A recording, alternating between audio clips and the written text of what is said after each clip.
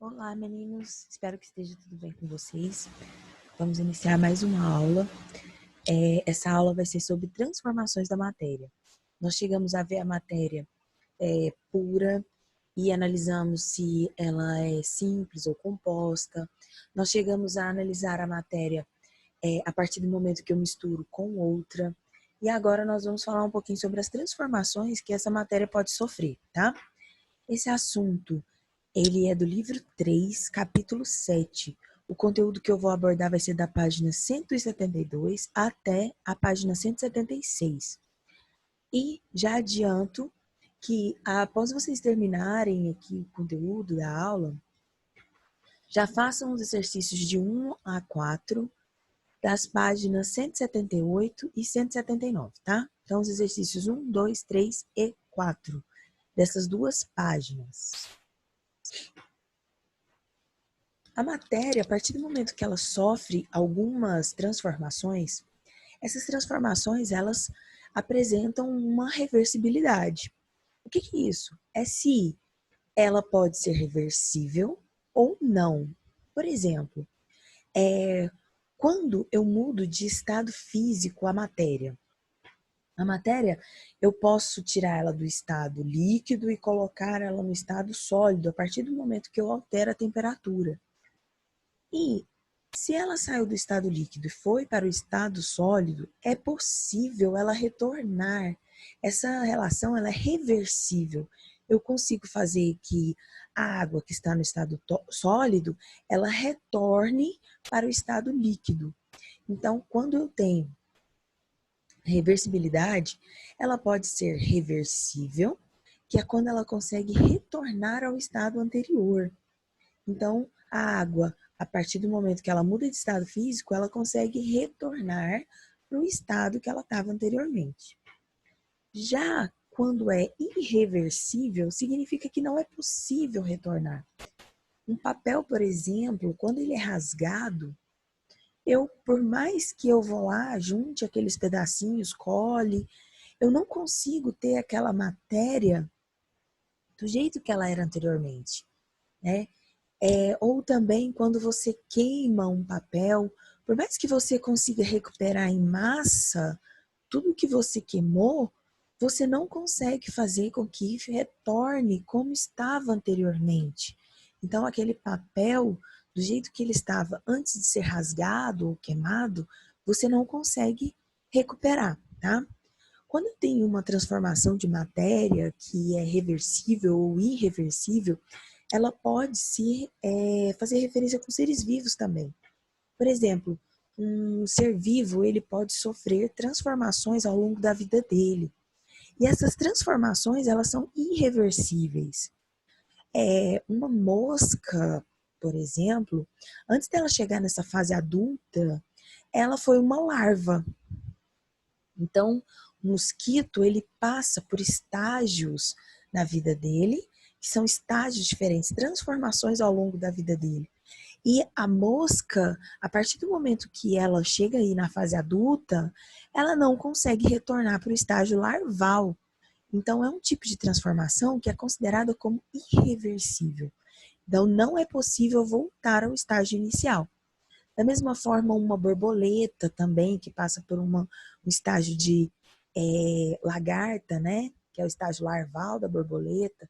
Não é possível, a partir do momento que ela chega na fase adulta, já contém asas, ela voltar para o estágio larval, né? Então, as transformações reversíveis ou irreversíveis, elas não necessariamente são para matéria não viva, tá? Mas como que funcionam as transformações físicas? As transformações físicas é quando a matéria ela consegue se transformar sem mudar as propriedades químicas. Ou seja, reações químicas não irão acontecer alterando as propriedades daquela matéria.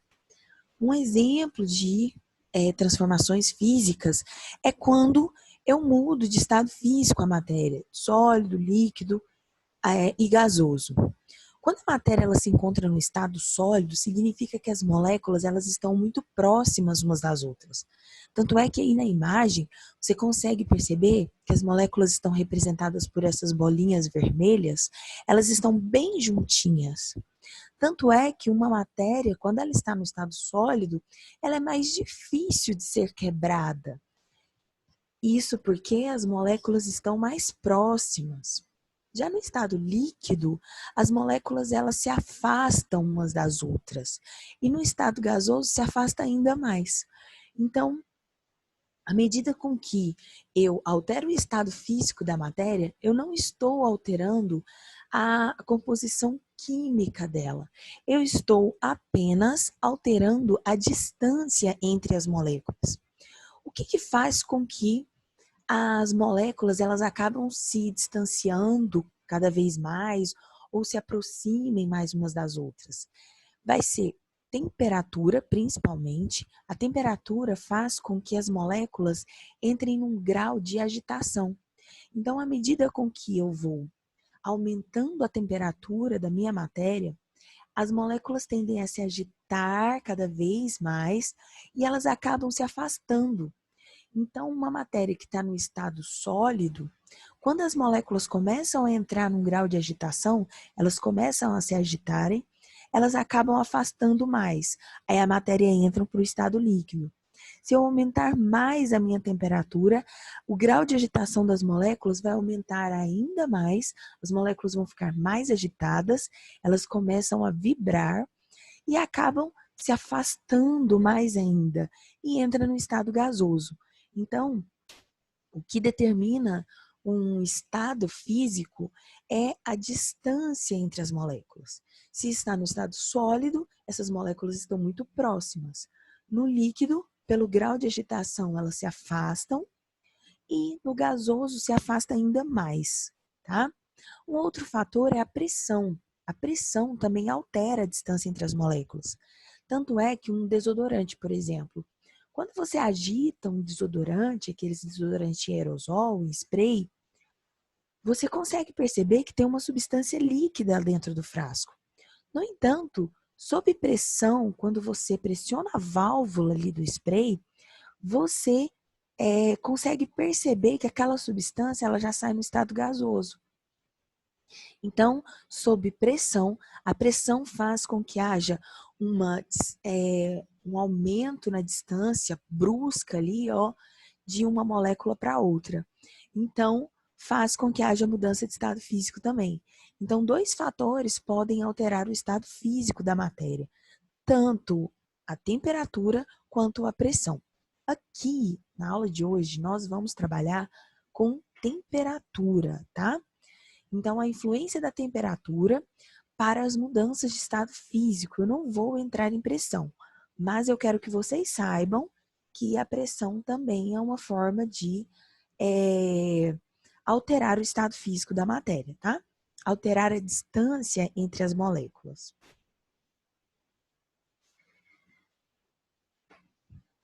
Para mudança de estado físico, para cada tipo de mudança, eu tenho um nome para poder diferenciar.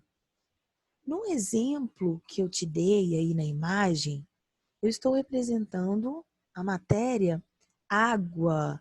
No entanto, esses nomes servem para qualquer tipo de matéria, tá bem? A água, quando ela sai do estado sólido para o líquido, que está sendo representado aí por uma forminha de gelo, e tem uma setinha acima indo para a torneira ali, né? Então, do estado sólido para o estado líquido, eu vou chamar de fusão, quando está fundindo algo, derretendo, né? Então, está saindo do estado de gelo, que é o estado sólido, para o estado líquido. A mudança de estado físico de sólido para líquido eu chamo de fusão. Já o contrário, quando ela está no líquido e vai para o estado sólido, quando você pega as forminhas de gelo aí para colocar no seu congelador. Quando você enche aquelas forminhas com água líquida e coloca no seu congelador, a temperatura vai abaixar, fazendo com que aquela substância ela saia do estado líquido e vai para o estado sólido. Então, aquela substância ela está solidificando, né? Então, por conta disso, eu chamo de solidificação. Quando eu tenho a mudança de estado físico do líquido para o estado de vapor, ou seja, do líquido para o gasoso, eu chamo de vaporização. Então, quando ela sai do líquido para o estado de vapor, para o estado gasoso, é vaporização. A vaporização ela acontece naturalmente aí no ambiente quando a água dos rios, lagos, elas acabam vaporizando, né, entrando em estado de vapor, elas acabam evaporando para a formação de nuvens. E a partir do momento que a água ela chega no estado gasoso, ela tende a se liquefazer caso tenha uma redução na temperatura. Ou seja, ela vai entrar em estado líquido. Então, do gasoso para o líquido, eu chamo de liquefação. Também é chamado de condensação, tá? Condensar vem de aproximar, deixar mais denso ali. Então, se está no gasoso, que as moléculas estão mais afastadas, quando elas estão condensando, elas vão se aproximar mais, né? Para entrar no estado líquido. Já a sublimação vai ser tanto a passagem do estado sólido para o gasoso, quanto do gasoso para o sólido. Por isso que as setinhas aí ó, estão para os dois lados. Você pode chamar de sublimação a passagem do estado sólido para o gasoso ou do gasoso para o sólido, tá? A sublimação é quando acontece essa passagem direta. Isso é comum no nosso dia a dia, para veneno de barata. O veneno de barata, você coloca as pastilhas sólidas ali no ambiente, que é a naftalina. Quando você coloca aquelas pastilhas sólidas, aquelas pastilhas, com a temperatura do ambiente, elas acabam entrando em estado de vapor. É uma mudança rápida que ela não consegue passar pelo estado líquido primeiro. Então, ela acaba entrando direto do estado sólido para o estado gasoso. E quando a barata ela acaba inalando aquela substância, ela tem uma parada respiratória e ela acaba morrendo. Tá? Então, é por isso que utiliza a naftalina, para poder causar uma parada respiratória naquele animal. Então, a mudança de estado físico do sólido para o gasoso, ela vai acontecer a mudança de estado físico ela vai acontecer de maneira direta, sem passar pelo estado líquido, tá?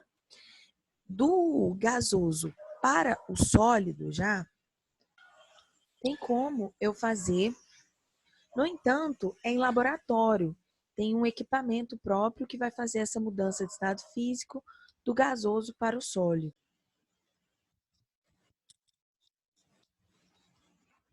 Eu tenho também transformações químicas. As transformações químicas, para elas acontecerem, necessita de reações químicas. Reações químicas é quando moléculas acabam se ligando às outras, formando novos produtos, ou degradando ou desfazendo por reações químicas. Tá? Então, as transformações químicas, quando elas acontecem, tem reação química envolvida. Por exemplo, na queima de um papel. Na queima do papel, reações químicas aconteceram para que houvesse a combustão. Teve que ter a ligação com gás oxigênio e liberação de gás carbônico no ambiente. Então, se ligou ali aquela matéria, o oxigênio, para liberar o gás carbônico no ambiente. Se por um acaso você retirasse o oxigênio daquele ambiente, tipo, esse papel ele está em cima de um prato e está queimando. Você vem e coloca um copo por cima. Ou seja, você impediu o contato com o oxigênio. Você iria acabar cessando aquela queima ali, ele ia acabar apagando, não ia terminar de queimar. Isso porque são reações químicas que acontecem durante a combustão, em que o oxigênio se liga à matéria e acaba se transformando, tendo um outro produto, que é o gás carbônico. Logo, é um tipo de transformação química a partir do momento que há reações químicas envolvidas. Nesse caso, a reação de combustão, certo? Se aqui, por exemplo, fosse uma vela. A vela, a partir do momento que eu acendo uma vela, ela está realizando reações químicas ali de combustão. Então, tem a queima do pavio, que é um tipo de transformação química. No entanto, a parafina, que é o que compõe a vela, acaba mudando de estado físico. Então, a vela, ela sai do estado sólido e vai para o estado líquido, não é? Quando ela está sendo queimada. Então, na vela, eu vou ter dois tipos de transformações aí. Eu tenho a física, que é quando a vela sai do estado sólido para o líquido, e a química, que é quando o pavio está em combustão, ok? Então, as duas transformações, elas podem acontecer ao mesmo tempo na matéria. Meninos, muitíssimo obrigada. Essa foi a aula de hoje. Espero que vocês tenham compreendido aí o conteúdo. Se ficou alguma dúvida, podem me chamar aqui na plataforma ou no direct do Instagram.